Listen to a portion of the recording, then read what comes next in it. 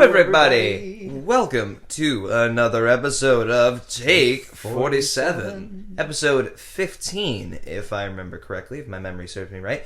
Filming directly inside my living room on this fantastic September day that feels like something out of October. If only it was, because it would have been spooky season. Spooky season. Oh, That's a good season. It is a good season. It really is. It's when it's everything I love. Now, are you an apple? Sorry, are you a pumpkin spice fan or an apple cinnamon fan or what? Like apple cider? Yeah, apple cider. That's the word. I like both. Think of it. You like both? Yep. Wow. What a classy way to dodge my question. Yeah. Yeah. I mean, hey. I like both of them. If I'm in the mood for like some hot apple cider, I'll get some hot apple cider, or I'll just completely ignore both of those and go with hot chocolate, as you know. Oh yeah, So, that is a. it is a staple of mine. Staple. Fucking hot chocolate every single place we go to, especially Denny's. Especially Denny's. Denny's, where the food is just Meh. Yeah. Actually, the last time Griffin and I went, the pancakes slapped. Pancakes left. Yeah, they were super good. All right, you guys heard that here first. Denny's Field's slaps. Yeah, I guess. Yeah. But we're not here to talk about Denny's. No. Absolutely not. Unless we're sponsored. Wink. Potential sponsor. Yeah, hey Denny's. Looking at you, baby. Wow, yeah, alright. Moving on past the Denny stuff. We're here to talk today about something that brings a lot of people a lot of joy. And I don't know why I fell silent there. I really had the urge to be silent for a second. We're talking about something that brings people a lot of joy today. We're talking about animated movies. Hell yeah, baby. Animated movies. You okay? I'm really tired, man. Oh gosh. That's perfectly fine, Cole. It's perfectly fine. It's perfectly fine. All right, here's the lowdown. I really love animated movies, but I'm not gonna lie, like, there's a lot more bad ones, aren't there? That is incredibly true. If like Netflix and half the animated stuff that they have on there is anything to go by. I feel like everyone wants to come out with the next big animation hit movie, and like there's really only a couple studios that are doing standout amazing jobs. Yeah. And I don't know if that's just because that's where the money's located, or I don't know if it's just because ideas are running dry. It's totally the money thing. Yeah. That's for sure. But animated movies have been proven, like we have seen time and time again, they can be just as good as any other movie. Oh yeah, of course. I mean, like when you think of like some of the biggest animated movies, like off the top of your head, you automatically, of course, go to Disney's massive collection that they're trying to currently, ruin right now with their live action remakes. But like, yeah, true. But the backlash for all their live action remakes, excluding Jungle Book, because that's the only one I've actually genuinely liked in terms of I really remake. liked that one too. Like it goes to show how much people love their original animations, their 2D animations. Yeah. Now, there's a lot of work that goes into an animated movie. Yeah. And I'm not saying that there's not a lot of work that goes into practical movies. Is I guess what we could call them. Yeah. Live action movies, just of any other kind. But like there is a team that has to create visually everything you're seeing. Like there's not a base model there, Disney did it with hand drawings, and Tim Burton sometimes did it with claymation, and there's tons of different ways to animate things, and all of them are hard in their own rights. Yeah. And what does it take to make a great animated movie? I mean, first off, like one of the things I think absolutely is either a turn on or a turn off to specific animated movies is the style that they go for. Is a style. Okay. Because like claymation used to be like very, very cool. Like You Nightmare. think about like Wallace and Gromit type. I'm thinking. Well, I mean, yeah. Technically, you have like Nightmare Before Christmas, and then you have. That's the movie I was thinking of when I yeah. said Tim Burton. Or Coraline. Exactly. Coraline, I think, is at this point, I think almost as big as Nightmare Before Christmas. I mean, it's a fantastic movie. I A lot absolutely of people really like it. But recently, it has fallen off, though. For some reason, claymation isn't as, I guess, effective to reeling audiences in, which is kind of unfortunate because we had things like Kubo and the Two Strings, Kubo and the Two Strings, and was I think we had a really one more big after name. that, but I don't remember. Was it Isle of Dogs? No, it was after Isle of Dogs. It was the one with Hugh Jackman. Oh, the one with like the Bigfoot, the yes, Sasquatch type. the Missing Link. The Missing Link. That was it. Never got to see that movie. Yeah, but like it didn't get a lot of traction. A lot of people aren't really into claymation anymore, and it's very, very weird. I feel like when it comes to animated movies, the focus is on children. Would you agree with me? I feel like it. I mean, I guess technically, yeah, but I feel like the best animated movies are the ones that the adults can also relate to as well. I think that's why people like Lion King so much and Absolutely. and stuff like that, because it's not. I'm a firm believer that just because you're trying to make a kids movie doesn't give you the right to be stupid. Okay, wait. What? What do you mean by that? What I mean by that is don't make your audience feel absolutely moronic. Oh, yeah, don't insult them. Yeah, I don't want. I if I go to see a kids movie, right? Like if I go to see Minions. no, no, I will never Banana. ever watch that. No, absolutely not. If I go to see like an animated movie, which for me at least it is very rare. I'm not saying I hate animated movies. I'm just saying that they don't really show up on my radar as much, mainly because a lot of the filmmakers, they don't really use or come up with like creative ideas. Like I really liked, for example, I guess a good example of making your audience not feel stupid and like older people can relate is Inside Out. I really liked Inside Out. You liked Inside Out? Yeah. That was the Disney Pixar movie. With all the emotions being the characters. Inside like, of her head. Yeah. Right. And like all the stuff that they said, like the jokes that they had, were very relatable. Like that was the whole point of the movie. And then it was also sweet as well. I really, really like Inside Out. Yeah, Like if a Inside movie's Out like was a that, solid movie. yeah, if a movie is like that, where they don't treat the audience like they're kids in quotations, because kids are smart. I mean, they are smart. Yeah, they Like, can pick up on a lot of things, even absolutely. if they don't know what it means yet. Absolutely. So if you treat your general audience like they're still 3 or 4 watching like Elmo or something like that, that is a surefire way to make your movie not as memorable to your kid audience, but also have the parents completely groaning and wishing they were dead in the movie theater because they don't have anything to latch onto. Yeah. Because imagine, right? Okay. You see an animated movie, and you know it's years later. You have a kid, and he wants to go see it. You hear kids movie, you're automatically like, "Oh my god, no, Great, no, yeah. please, This God, thing. no." So then you sit in there.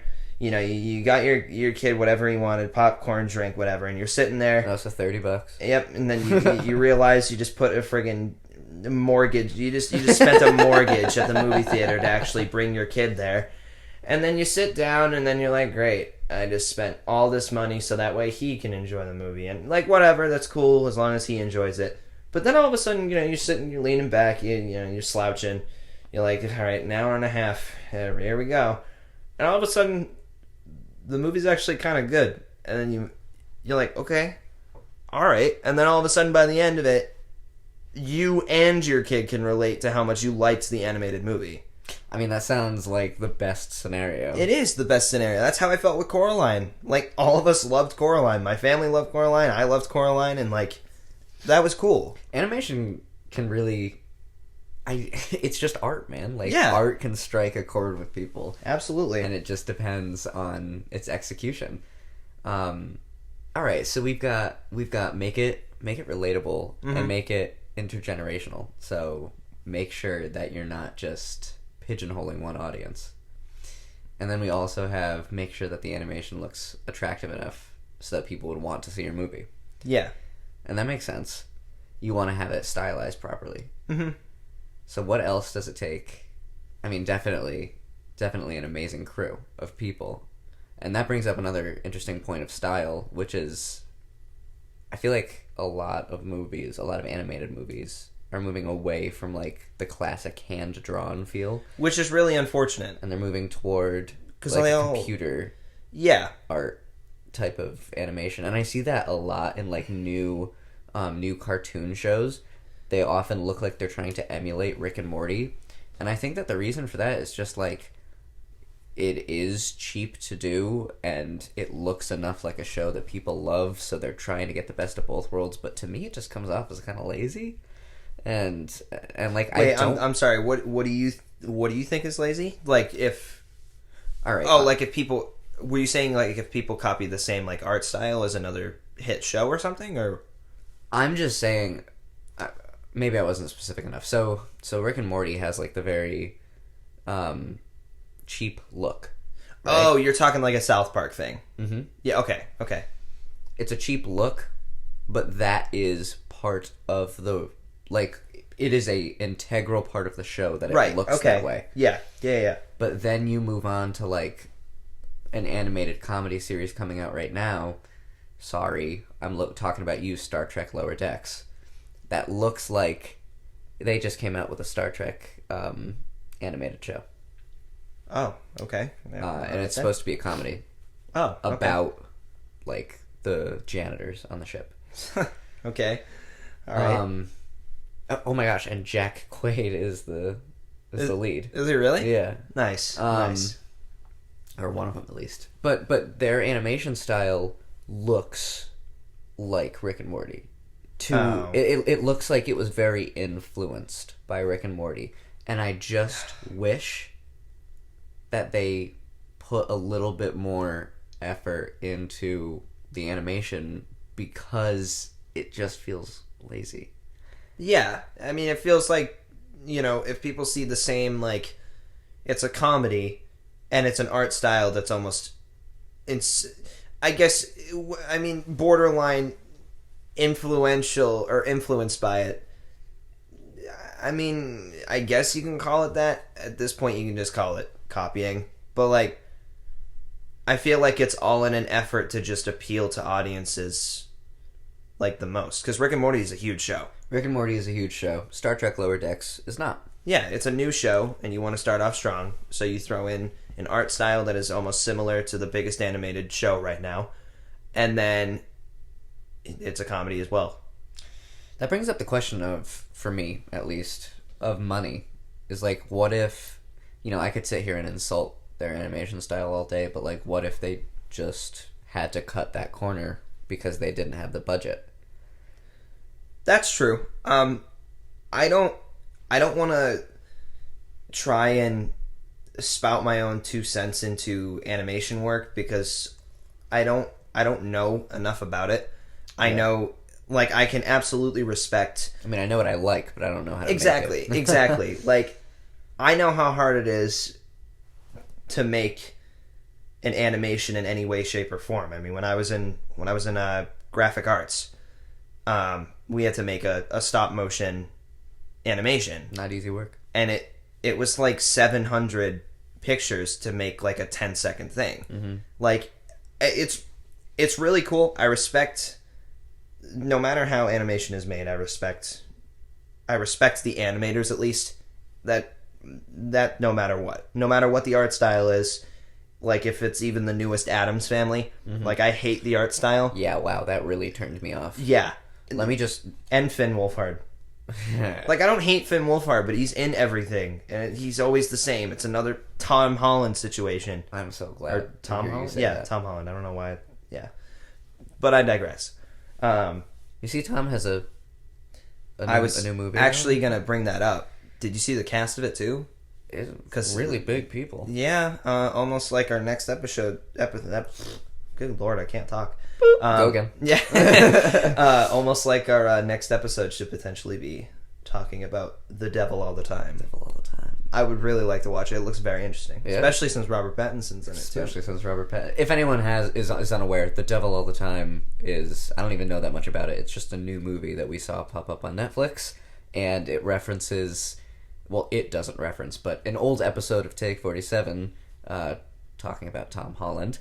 We were wishing for more serious roles, and look what Netflix delivered. Yep, and we also got more Robert Pattinson too. Also more Robert Pattinson. So that's very, very cool, and I'm absolutely looking forward to it. But that is not an animated movie. Complete sidetrack. But I mean, hey, Yeah, I'm gonna sidetrack some more. Do you think he's handsome, who? Robert Pattinson? I mean, kind of. Kind of? I don't think he's unattractive. I guess. Yeah, but not like Drop Dead Gorgeous. I'm not trying to do anything here. I'm just asking you. I don't. I mean, I don't think he's drop dead gorgeous, but I think he's handsome. You don't think he's no like homo? super ugly? No, I don't think he's super ugly at all. God. Nate thinks he's like gross and Really? not- yeah. I needed to tell you that. I needed to. Does Ferreira at least think he's a good actor? I mean, I think so. You're But- hesitating. But yeah, I don't know. I don't Alright. want to Ferreira- assert something that isn't true. Nate, if you listen to this, we're gonna throw hands if you think Pattinson's not a good actor. Yeah. All right, Nate Ferreira, please send us. Please send us a signed letter, day-dotted too, please, telling us why you think Robert Pattinson isn't very handsome. And you know what? Let us know what you think of him as an actor too. Our PO box is 6274, Orlando, Florida. Do you know what the zip code is? I don't remember our zip code. No, I don't remember the zip code now. 22223. Okay. And none of that information was real. Let's move on. All right, yeah, let's move on. Our original thing. What was our original? I'm talking about animated movies. Yes. In terms of like the whole budget situation, right? Yeah. I mean, okay, actually, no. I know at least a little bit. Enough where I feel like I can kind of base something on nothing. The Lion King, for example. New one or Hell no. the Hell no. refresh? I'm not talking about the absolute travesty that was the remake. damn. I'll fight anyone who says it's good. I'm sorry. You're just no. I never Anyway, got to see it. that's a good thing. That is a good thing. I heard enough. Yeah. The Lion King was filmed, or animated, I should say, on a very small budget. If I remember correctly, it was Disney's B Team. And with a fraction of the budget that I want to say, if I remember correctly, please prove me wrong in the comments if I am wrong, because if I am, I'm sorry. But they were putting their money into, I want to say at the time, was Toy Story. I could be wrong. Yeah, the very first computer animated Yeah. movie. And they... Or no, it was another animated movie or something like that. Maybe hand-drawn. I don't remember. But the point is, it was a very small team making The Lion King with a fraction of the budget. Mm-hmm. And can't you tell it is a little cheap? Yes, but it's not a bad thing, though. Like, if that makes any sense. I think the movie looks gorgeous. The movie does look gorgeous. And, like, if you can do that, if you can make The Lion King with a very small budget, I think you can make anything with a relatively smaller budget. Especially now. It's more efficient. I'm sure we have a lot more technology now that helps that. I'm sure we do. It's just how accessible is that technology to everyone. That's a good point in terms of, like... And does it matter if... It doesn't matter if, like, people have that technology. If the cheaper option is to make it look like crap, then it's going to look like crap. It's unfortunate that that is even a standpoint, which, once again, it kind of refers back to our episode where we were talking about studios interfering with projects and stuff like that. I'm not saying that, studios are interfering with these animations. I have a question for you. Shoot. Cats. The movie Cats. Okay. Yeah, already a bad start, right? Yeah. Okay. I'll listen. Would you have seen it if the animation was good? No. If it was like a hand-drawn animated... You ever see, like, Aristocats? Yeah. Cats the movie, the musical, with that style of animation. Would you watch it? Yes. I would, too. I honestly think that would solve half of the issues that I had with that movie. The problem is the same exact problem that The Lion King had in 2019. Which is? When there's no emotion and it's just that uncanny valley. Oh yeah, where it looks just human enough and it makes you uncomfortable. Yeah. Like when I see Judi Dench as old Deuteronomy, I want to gag. Like it's really bad. It is. And when I see James Corden as Bustopher Jones, I want to smash my head through a wall. What about Jason Derulo? He oddly fit. I don't know why he fit for me. He didn't bother me. I don't know why. I genuinely don't know why. But then Idris Elba fit for me too. I didn't think Idris Elba looked bad either. To be fair, it was also because he was wearing a fedora and like a trench coat. But still. But it's the same thing with The Lion King. Oh, Jenny Annie Dots? Get the hell out of here. No, Jenny Annie Dots, that is not... Too far? It's way too far. Way too far. I'm going to end this episode right now. Teddy's we're done. Who's Jenny Annie Dots? Yeah, even my dog is like, you don't speak of her. Anyway, but it's the same thing with, in terms of, the 2019 Lion King, when Mufasa dies and it does a zoom out on Simba's face when he's screaming no. It's a real lion's face. So he's not going to have the concerned animated look. It's just going to look weird. And did it look weird? Yes. Absolutely. Yes, it did. Absolutely. But if you make the whole world, and that's the charm of it. I guess I don't... There's definitely a better way of explaining this, and I definitely think that there is a term for it.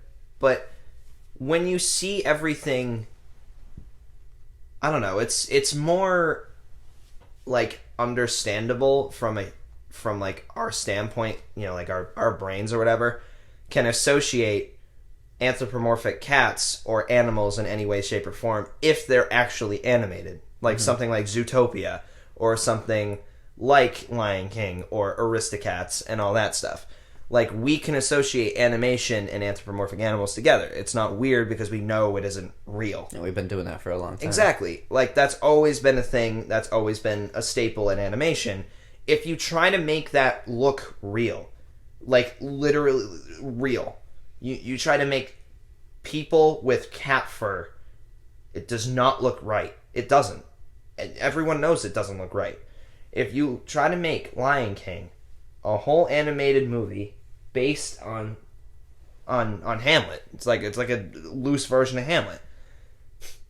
And then you take out all that emotion and have blank faces because they're animals, they're real life animals. That's it.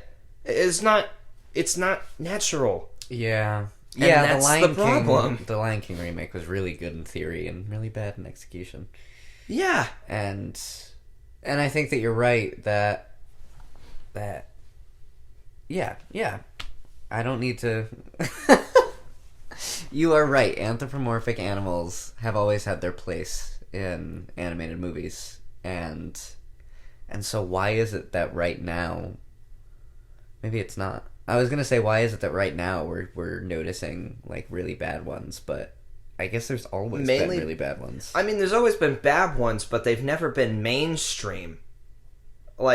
You have the bad animations, right? Yeah. You have and you've seen it time and time again. You have the really, really shitty CGI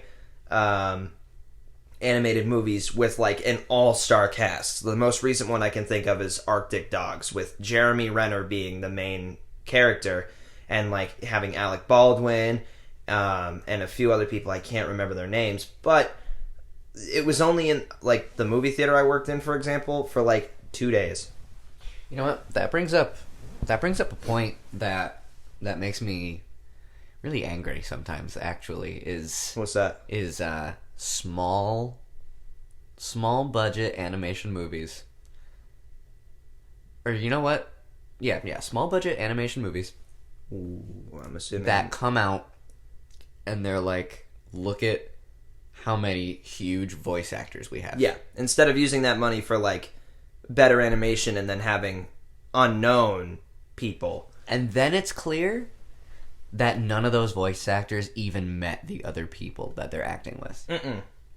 It's just, all right, you know what? I'm going to have to do it. Doolittle.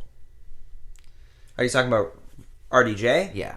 Oh, right. Yeah, I forgot that thing existed. Not animated in the sense of like a big old hand-drawn animation, but like CGI'd zoo animals in this movie with Robert Downey Jr.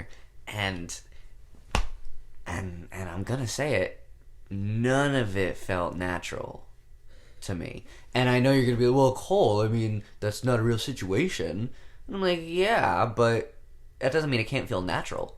That doesn't mean it can't have a flow. That doesn't mean that John Cena as a polar bear should sound like I'm pulling a string on the back of a plush toy. You know what I mean? Yeah. Like if you're gonna make John Cena a polar bear, then your actors have to be still just as dedicated. Like voice acting work isn't easier than acting work. You don't get to just throw away all of the character work. You know, no, you not at still all. need to be connected, and you still need to have a real human part to that character. Yeah. And in that movie, it just felt like, here you are, Mr. Cena. Here's a script. Just go ahead and read that, and we will fix everything in post. And Rami Malek. And Rami Malek. And all of these every big actor in it. name stars could do so much better. And we know they could do so much better. Well, yeah, because all of them have been in things that are so much better. Yeah.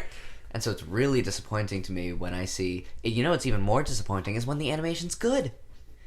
And then you're like, you guys... Are you still referring to Doolittle? No, I'm not. Oh, okay. I actually didn't even have one in mind, but like... I mean, I guess the best one could be Lion King. Like, Yeah. Lion King does look, like, I guess, good, objectively speaking. But its cast is also pretty good, I guess. Yeah, they got Beyonce. Beyonce's overrated. We might just But have to I end this episode here because you just said that. I'm not gonna lie. Really? I'm a little afraid. I thought I was gonna get sniped after you said that. It's gonna be like The Boys season 2. Like, Yeah. oh, but your nose I saw is, the red light on your TV. your nose is bleeding. No, I God, don't. no, Yeah. No, I don't hate Beyonce, but like, she wasn't the reason I was like, oh my god, I need to see Lion King 2019. It was for some people. I get it, but why though? I don't know. I was more excited seeing James Earl Jones as Mufasa again. I was excited to see Donald Glover as Simba. And honestly, for most of the acting talent, I really wasn't disappointed in terms of that movie. But We should do an episode on him, on Donald Glover. yeah, he's had quite the career. He's had quite the career, and I'm not meaning to spoil our episode, but like, why have Han Solo and Simba why were those movies bad for him? I feel bad because it wasn't his fault that those movies. Yeah, were he's were definitely one of the, especially for Soy Boy, a Star Wars story. It he definitely wasn't the worst part. He played Lando very well. But I digress. Oh my god, I said Han Solo. Well, I thought you were referring to the movie. That's fine. You were referring to the movie. You weren't wrong. Yes. Oh, okay. Yeah. But jumping back to the whole animation point of view, I have a question for you. Ooh. Because this has actually popped up in conversation a lot recently because Disney has a bunch of animated movies lined up, has has a bunch of animated movies lined up. None of them are 2D animation, of course, because we're past that. My question to you is, should there still be 2D animated movies? And, second question, jump on top of that, which ones, or like, what animation style do you like more? Do you like the CG look of all the movies that have been coming out the past, I don't know how many years? Or do you prefer the 2D look, like Lion King or Iron Giant or anything like that? I'm going to start this off by saying I think I might be biased, just because I grew up with 2D animation, right? And I mean, you mentioned the Iron Giant, which is not even. You mentioned the Iron Giant, which is one of my favorite movies. Right. Like, I have such fond memories of that movie, and when I see an animated movie, like, whether or not I even want to, I compare it to that movie because it's just such a staple. It is a staple in animation. Yeah. Absolutely. Here's my thinking. 2D versus 3D. Both of them have their virtues, both of them have their downsides, right? I mean, with 3D, you can capture the scope of a vast world. With 2D, I feel like you can technically do the same. no, you could. I was just trying to be funny. No. Oh. With 2D, you can absolutely do the same thing. It's just how... Oh, gosh. I'm struggling to find the right words. I think that 2D animation has this charm to it that 3D animation doesn't, because you have to navigate this medium differently, right? You have to navigate the third dimension without really having one. You know, you have to create that third dimension in the artwork that you do. In 3D animation, obviously that's not the case. You have all three dimensions. Yeah. And so I think naturally, just a little bit more effort has to go into the planning part of a 2D animated movie. Yeah, you can't pump them out as much as 3D animation. Yeah.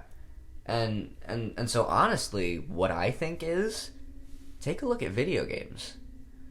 Take a look at, like, the Nintendo 64 when that came out. Right. Super Mario 64, I'm not gonna... I can't say that on a podcast, never mind. I'm not gonna boop boop on Nintendo's boop, but Mario 64 was a really big game, first 3D game, and it doesn't exactly hold up today with its looks, does it?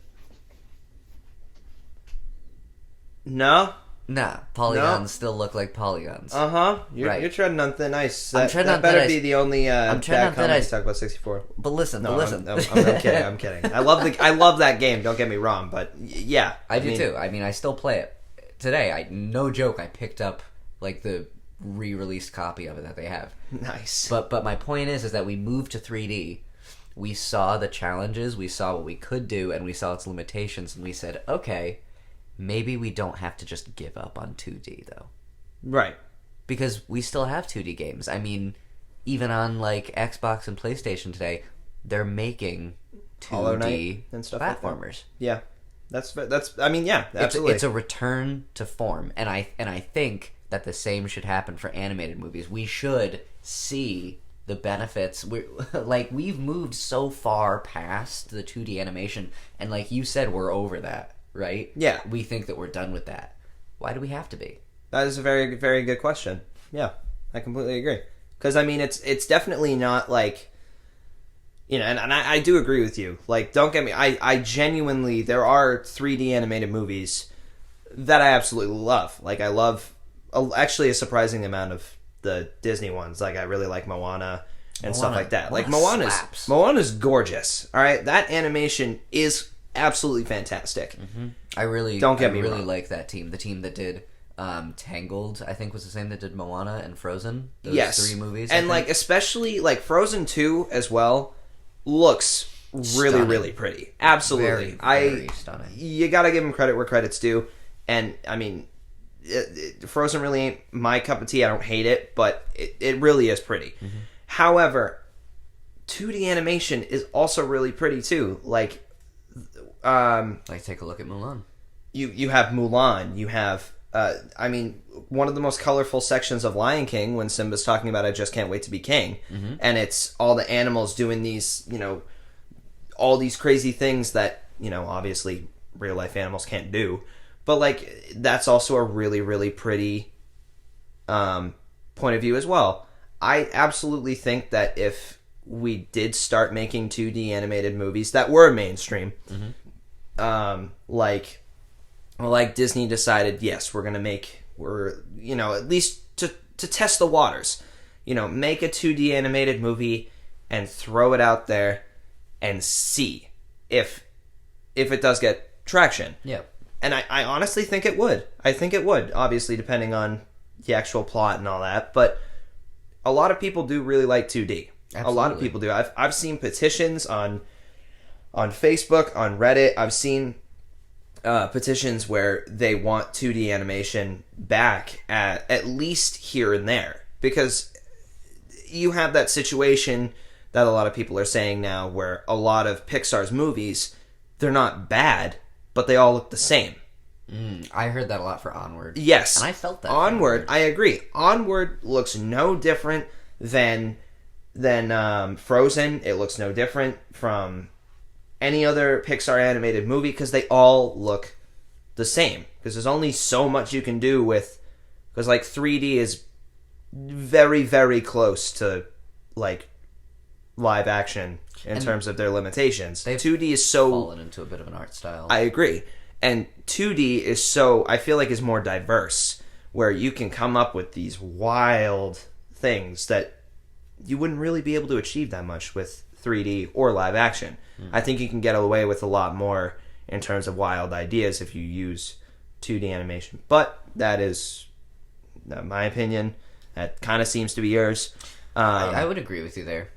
Yeah. It's tough. And I guess in conclusion here, we don't really have a definite answer, right? Of like, is there a right or wrong way to animate your movie? Yeah. No. It's just that you have a vision. You should have a vision. You should have an artistic goal, and you should craft your movie around that. And that is knowing when to use 3D, when to use 2D. It's knowing what actors to cast. Is it important to have all those big names, or is it more important to focus on your style? Is it... And then, I mean, animated movies are tough. They are. And I really look forward to see where we're going to continue with them. Yeah, but I agree. I think that animated movies need to get a little bit worse before they get better. I agree. I kind of like this this episode. It's not... Most of our episodes, we usually come up with questions that have somewhat of a definitive answer. This one really doesn't. No. I think this one's a little bit more of a conversation starter rather than a clear, cut and dry, here's our claim. Yeah, and that's that. So I would actually really like, if anyone has made it this far, to put in the comments like what you think, like what your take is on animated movies and stuff like that. Because I would absolutely love to read the comments about, or what you guys think. Heck, even just drop an animated movie that you like or don't like. Yeah, absolutely. But thank you guys very much for listening, as always, and you will see us on the next episode of Take 47. Take 47. Peace out, guys. Bye-bye.